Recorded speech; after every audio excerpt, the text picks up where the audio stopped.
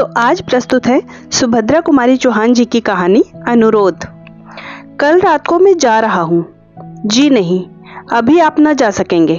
आग्रह, अनुरोध और आदेश के स्वर में वीणा ने कहा। निरंजन के होंठों पर हल्की मुस्कुराहट खेल गई। फिर बिना कुछ कहे ही उन्होंने अपनी जेब से एक पत्र निकालकर वीणा के सामने फेंक दिया और शांत स्वर में बोले, मुझे तो कोई आपत्ति नहीं, आप इस पत्र को पढ़ लीजिए।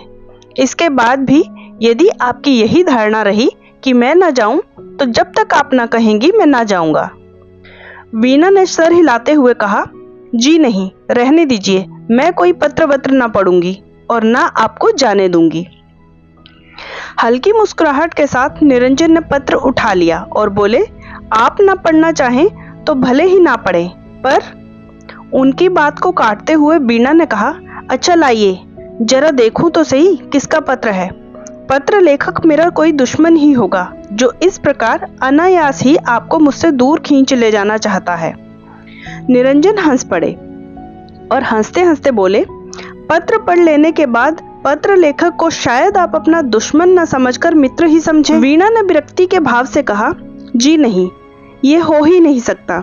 जो आपको मुझसे दूर खींच ले जाना चाहे वह कोई भी हो, मैं तो उसे अपना दुश्मन ही कहूंगी। निरंजन ने कहा, सच? पर आप ऐसा क्यों सोचती हैं? वीणा ने निरंजन की बात नहीं सुनी। वह तो पत्र पढ़ रही थी जिसमें लिखा था, मेरे प्राण, 1 महीना पहले तुम्हारा पत्र आया था। तुमने लिखा था कि यहाँ का काम 1-2 दिन में निपटाकर रविवार तक घर अवश्य आ जाऊंगा। इसके बाद सोचो तो कितने रविवार निकल गए। रोज तुम्हारी रास्ता देखती हूँ। उधर से आने वाली हर एक ट्रेन के समय उत्सुकता से कान दरवाजे पर ही लगे रहते हैं। ऐसा मालूम होता है कि अब तांगा आया, अब दरवाजे पर रुका और अब तुम मेरे प्राण आकर मुझे क्या कहूँ। मैं जानती हूँ कि तुम अपना समय कहीं व्यर्थ ही नष्ट न करते होंगे, किंतु फिर भी जी नहीं मानता। यदि पंख होते तो उड़कर तुम्हारे पास पहुंच जाती। तुम कब तक आओगे? जीती हुई भी मरी से गई बीती हूँ। जब 2 पक्षियों को भी एक साथ देखती हूँ तो हृदय में हुक सी उठती है। क्या ये लिख सकोगे कि कब तक मुझे प्रतीक्षा करनी पड़ेगी? वैसे तुम्हारी इच्छा, जब आना चाहो, पर मेरा तो जी यही कहना है कि पत्र के उत्तर में स्वयं ही चले आना। तुम्हारी। पत्र पढ़ते पढ़ते कई बार वीणा के चेहरे पर विषाद की एक झलक आई और चली गई। पढ़ने के पश्चात पत्र को उसने चुपचाप निरंजन की ओर बढ़ा दिया। निरंजन ने पत्र लेकर जेब में रख लिया। कुछ क्षण तक दोनों चुपचाप बैठे रहे। फिर वही रोज का कार्यक्रम, उमर खयाम की रुबाइयों का अनुवाद आरंभ हो गया। निरंजन शांत और अविचल थे, किंतु वीणा स्वस्थ न थी।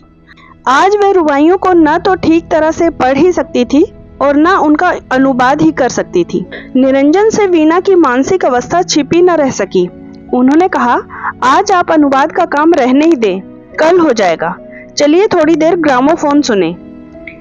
बाजे में चाबी भर दी गई, रिकॉर्ड चढ़ा दिया गया। इंदुबाला का गाना था। 1 2 3 वीणा ने बार बार इसी रिकॉर्ड को बजाया।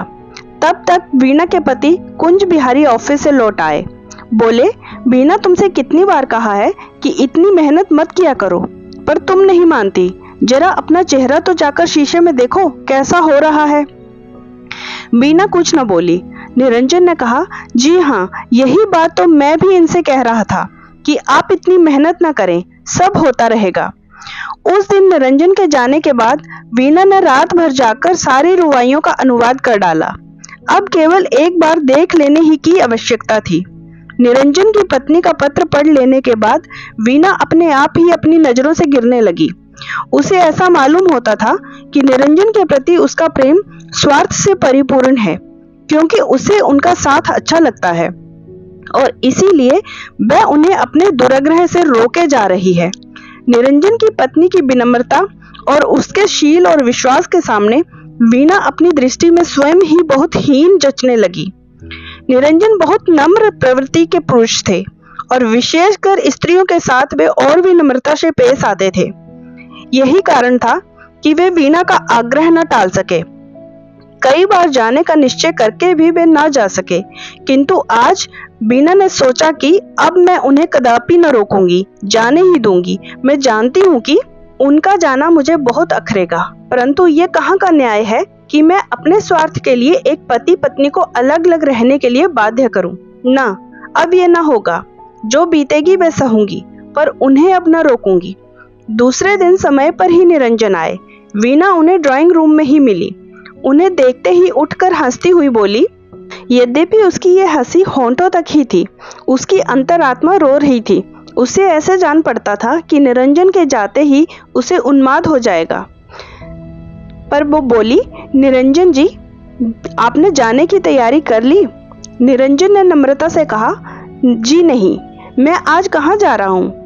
मैं तो जब तक आपकी रुबाइयों का अनुवाद न हो जाएगा तब तक यहीं रहूंगा। वीणा बोली, मेरी तो सब रुबाइयों का अनुवाद हो गया, आप देख लीजिए। आश्चर्य से निरंजन ने पूछा, सच? मालूम होता है आपने रात को बहुत मेहनत की है। वीणा, हाँ, मेहनत तो जरूर की है, किंतु आपको आज जाना भी तो है। अब आप इन्हें देख लीजिए, 2-3 घंटे का काम है बस। निरंजन मुस्कुराते हुए बोले, क्यों, आप मुझसे नाराज हो गई हैं क्या? आप मुझे इतनी जल्दी क्यों भेजना चाहती हैं? मैं आराम के साथ चला जाऊंगा। वीणा ने निरंजन पर एक मार्मिक दृष्टि डालते हुए कहा, निरंजन जी, मैं नाराज होंगी आपसे? क्या आपका हृदय इस पर विश्वास कर सकता है?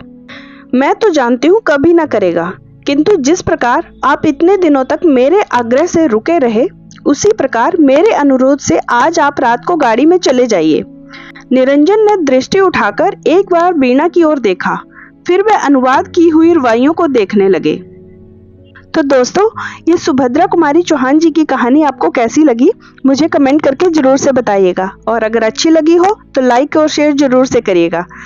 और ऐसी सुंदर सुंदर कहानियों के लिए चैनल को सब्सक्राइब कर लीजिएगा। धन्यवाद।